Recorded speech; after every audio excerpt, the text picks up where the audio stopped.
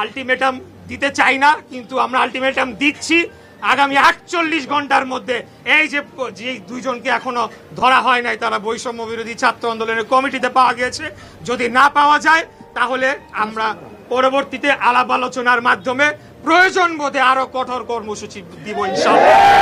বৈষম্যের সন্ত্রাসীরা হুঁশিয়ার সাবধান, হুঁশিয়ার সাবধান, বৈষম্যের সন্ত্রাসীরা ফাঁসি চাই, ফাঁসি চাই। সন্ত্রাসীদের কোনো পরিচয় নাই, সন্ত্রাসীরা বিএনপি না, সন্ত্রাসীরা জামাত না, সন্ত্রাসীরা এনসিপি না, সন্ত্রাসীরা বৈষম্য বিরোধী না, সন্ত্রাসীরা সন্ত্রাসী।